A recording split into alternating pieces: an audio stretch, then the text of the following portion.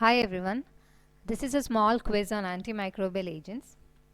This quiz was conducted by me as a part of Antimicrobial Awareness Week on October 3rd, which was organized by Indian Academy of Paediatrics, Kottayam. So let's start with the first question. Can the use of soaps containing antimicrobial agents contribute to bacterial resistance? Your time starts now.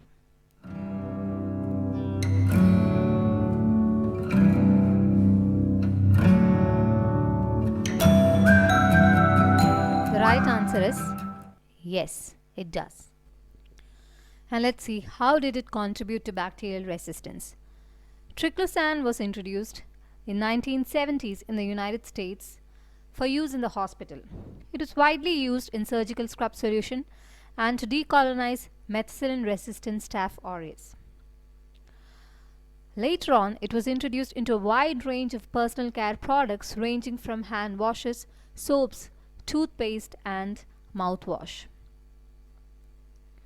And what happened was this promoted bacterial resistance via target site modification and altering the microbiome of the bacteria.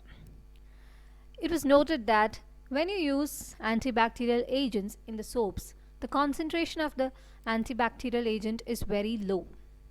So it does not kill all the microorganisms, and this would promote growth and multiplication of resistant organisms. Not only did the bacteria develop resistance to triclosan, they also developed resistance to other antibacterial agents that were being used to treat serious infection. This was a point of major concern, and because of which triclosan was banned in 2016 from use in the soaps, but it still continued to be used in toothpaste. So next time when you buy a toothpaste, just check if it has triclosan. Apart from that, it can cause hormonal dysregulation, especially thyroid function abnormality, immune system dysfunction, and even carcinogenesis. Now the second question. Does the food that people eat contribute to antimicrobial resistance? Your time starts now.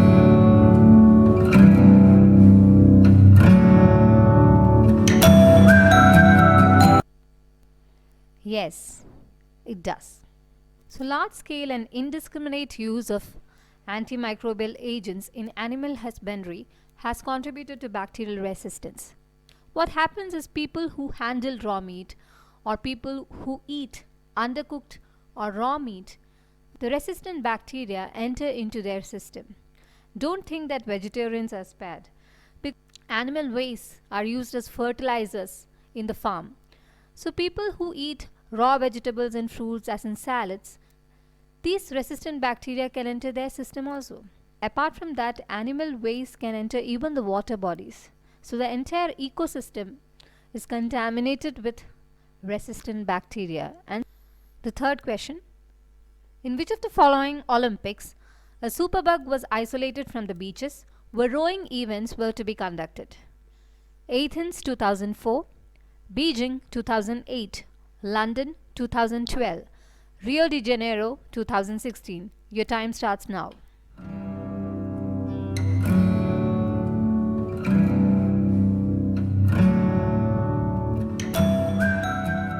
The right answer is Rio de Janeiro, Brazil 2016. So what was the superbug that was isolated?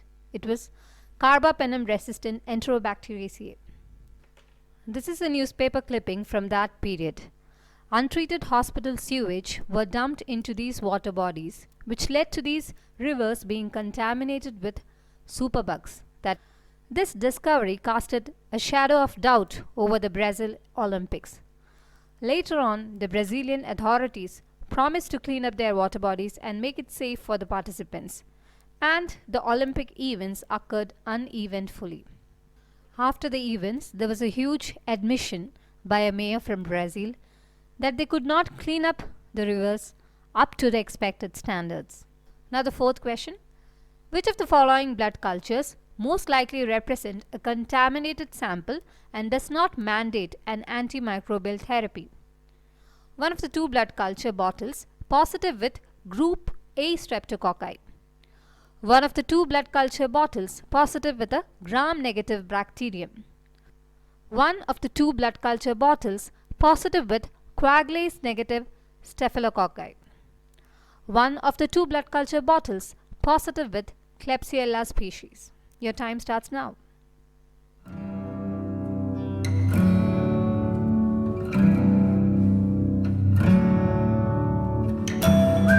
Right answer is one of the two blood culture bottles positive with coagulase-negative staphylococci.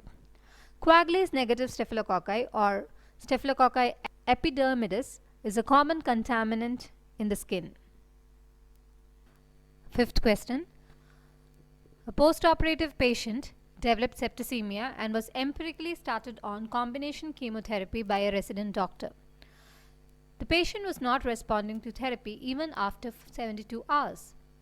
It was found that the combination started by the resident doctor was mutually antagonistic.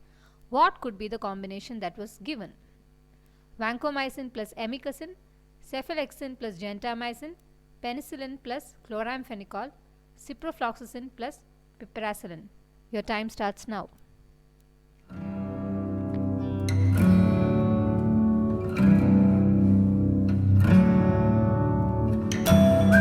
The right answer is penicillin plus chloramphenicol.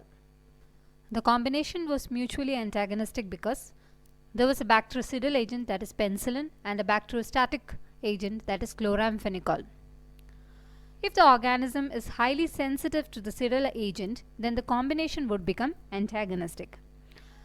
Cidal agent acts by killing rapidly multiplying organism, whereas the static ones inhibit the multiplication.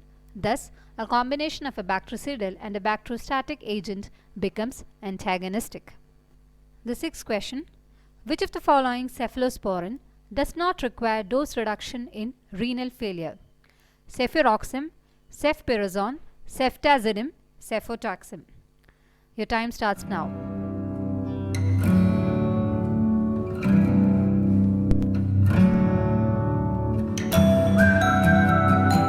The right answer is cefpiroxone. Ceftriaxone and cefpiroxone are excreted in the bile. That's why they do not require dose reduction in renal failure. Seventh question. Which of the following should be monitored if linezolid is given for more than 14 days? Liver function, renal function, audiometry, platelet count. Your time starts now.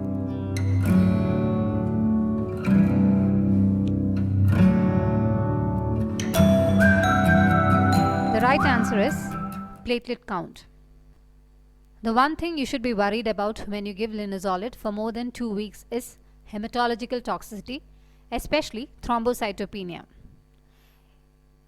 Is there any drug interaction that you should be worried about when you give linezolid with an SSRI? There is a risk of serotonin syndrome because linezolid is a weak monoamine oxidase inhibitor. Eighth question. Which of the following drugs causes gray baby syndrome? Sulfonamide, vancomycin, chloramphenicol, clarithromycin. Your time starts now.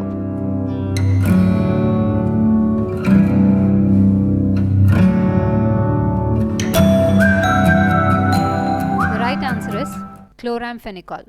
In the premature infants, glucuronidation process is inadequate. This leads to chloramphenicol toxicity because of inadequate metabolism of chloramphenicol. Ninth question. All of the following is effective against methicillin-resistant Staph aureus except vancomycin, rifampicin, tilavancin, linezolid. All of the above drugs are useful. Your time starts now.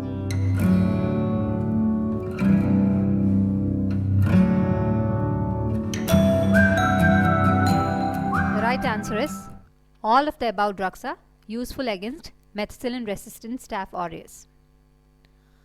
10th question. The drug most commonly implicated in pseudomembranous enterocolitis. Clindamycin, streptomycin, vancomycin, metronidazole. Your time starts now.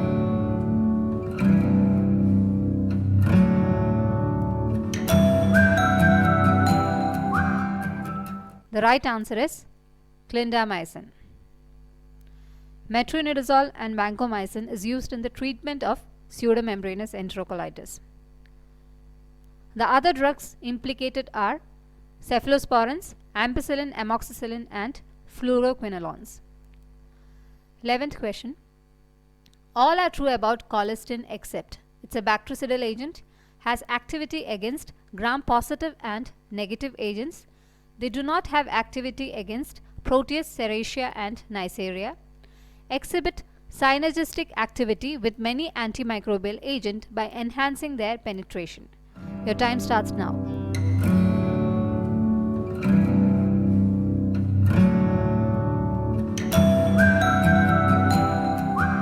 The right answer is has activity against gram-positive and negative agents. Colistin mainly has activity against gram-negative organisms. 12th question. Antidepressant that can reduce bacterial resistance. Nefazodone, mirtazapine, tianeptine, sertraline. Your time starts now.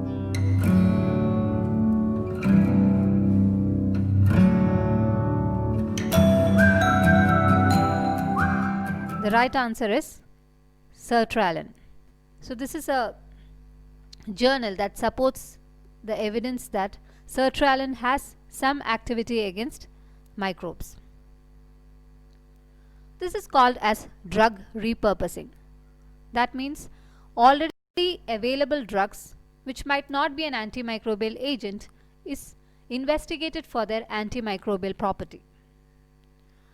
So there are other non-antibiotics which are being investigated, which includes phenothiazines like chlorpromazine, diclofenac, verapamil. Diclofenac is believed to have antimicrobial activity because of its anti-inflammatory action, whereas verapamil reduces bacterial resistance by blocking the efflux pumps.